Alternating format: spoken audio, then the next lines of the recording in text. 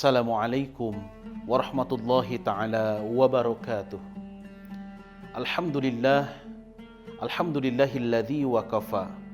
Wassalatu wassalamu ala nabiyil mustafa wa ala alihi wa sahbihi ahli sidqi wal wafa.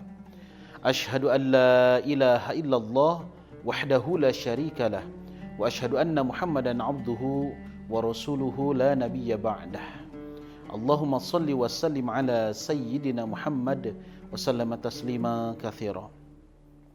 Faqala Allah Ta'ala fil Qur'anil Karim, a'udzu billahi minasy syaithanir rajim. Bismillahirrahmanirrahim. Ya ayyuhalladzina amanu kutiba 'alaikumus shiyam kama kutiba 'alal ladzina min qablikum la'allakum tattaqun. Al-ayah, shadaqallahul 'azim wa huwa bi muradih. Para hadirin yang dimuliakan oleh Allah Subhanahu wa Ta'ala, alhamdulillah sudah beberapa hari kita berpuasa di bulan suci Ramadan. Tentunya itu adalah amal ibadah kita, bagaimana supaya kita menjadi orang yang tidak dibenci oleh Allah Subhanahu wa Ta'ala, tetapi kita memilih menjadi orang yang disayangi, yang dicintai oleh Allah Subhanahu wa Ta'ala. Para hadirin warga Kabupaten Kepulauan Anambas dimanapun Anda berada, pada kesempatan ini saya hanya ingin mengingatkan bahwasannya Rasulullah Shallallahu Alaihi Wasallam dalam suatu riwayat yang sahih pernah menyampaikan ada beberapa hal yang sangat dibenci oleh Allah Subhanahu Wa Taala, dan mudah-mudahan kita bisa menghindari itu di bulan suci ini. Kata Rasulullah Shallallahu Alaihi Wasallam, "Thalathatun la yukallimuhumullah yaumal qiyamah, wa la yuzakkihim, wa la yanzuru ilaihim, walahum adzabun adzim." Kata Rasulullah, ada 3 kelompok manusia, yang mana 3 kelompok manusia ini di akhirat kelak, di padang mahsyar nanti, dia tidak dimuliakan oleh Allah Subhanahu wa Ta'ala, tidak diajak bicara oleh Allah Subhanahu wa Ta'ala. Bahkan hanya untuk melihatnya pun Allah tidak sudi, saking bencinya terhadap orang yang demikian.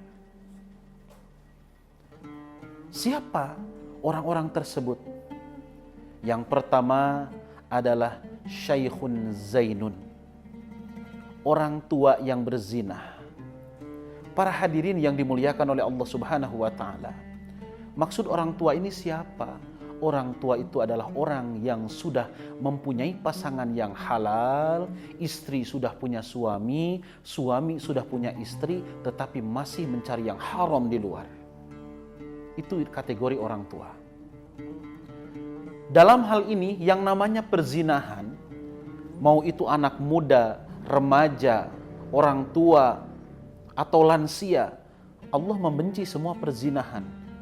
Jangankan berzina, hanya untuk mendekatinya saja Allah membenci. Wala taqrabuz zina innahu kana fahisyatan wa sa'a sabila. Allah sangat membenci perzinahan. Tetapi ketahuilah para hadirin, di antara perzinahan Allah lebih membenci kalau yang berzina itu adalah orang tua, yang harusnya menjaga martabatnya, menjaga harga dirinya, yang seharusnya dia jadi contoh bagi anak-anaknya, tetapi malah berbuat maksiat yang sangat keji. Maka orang yang demikian para hadirin di akhirat kelak tidak akan ditanya oleh Allah Subhanahu wa Ta'ala, tidak dimuliakan oleh Allah Subhanahu wa Ta'ala, bahkan hanya untuk melihatnya pun Allah tidak sudi, saking bencinya terhadap orang yang demikian. Maka mudah-mudahan kita menjauhi sifat tercela tersebut, perbuatan yang keji tersebut. Yang kedua, siapa sih orang yang di akhirat kelak sangat dibenci oleh Allah Subhanahu wa Ta'ala, tidak dimuliakan oleh Allah Subhanahu wa Ta'ala, bahkan hanya untuk melihatnya pun Allah tidak sudi? Yang kedua adalah malikun kadzabun, seorang pemimpin tapi berbohong. Para hadirin, dimanapun Anda berada, seorang pemimpin, kita mengakui Dari mulai presiden, gubernur, bupati, camat, kepala desa, RT RW, itu semua pemimpin yang mana ada banyak yang dipertanggungjawabkan olehnya. Maka pantas ketika kalau seseorang berbohong, maka dia berbohong untuk dirinya sendiri atau hanya untuk satu orang. Tetapi ketika seorang pemimpin yang dibohongi ramai orang. Tetapi dalam hal ini saya ingin mengingatkan, kita sebagai orang yang sudah berumah tangga, apalagi sudah mempunyai anak, kita juga adalah pemimpin. Kullukum ra'in wa kullukum mas'ulun an ra'iyatihi. Seorang suami pemimpin bagi anak dan istrinya. Seorang istri pemimpin bagi anak-anaknya. Dan itu semua akan diminta pertanggungjawaban di hadapan Allah Subhanahu wa taala. Maka dengan demikian para hadirin, kita sebagai kepala rumah tangga atau yang sudah berumah tangga harus adil, berbuat jujur terhadap anak-anak kita.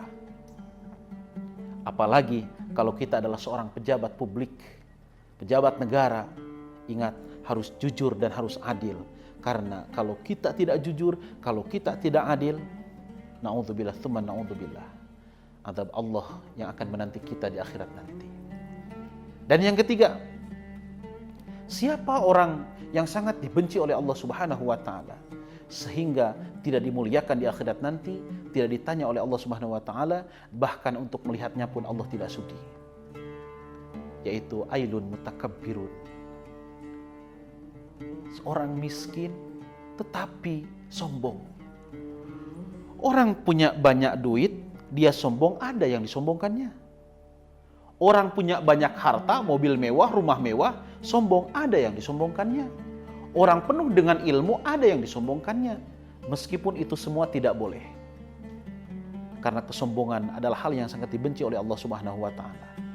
Semua kesombongan dibenci oleh Allah Subhanahu wa taala, tetapi Allah Subhanahu wa taala lebih membenci kalau orang sombong itu adalah orang miskin. Maka para hadirin yang dimuliakan oleh Allah Subhanahu wa taala, bagaimana cirinya orang yang miskin tapi sombong itu? Allah memberikan keterbatasan ekonomi apapun itu kondisinya kepada dia, tetapi dia tidak mau mendekatkan diri kepada Allah Subhanahu wa taala. Kalau kita orang kaya, maka dermawanlah. Ingat, harta kita titipan dari Allah Subhanahu wa taala.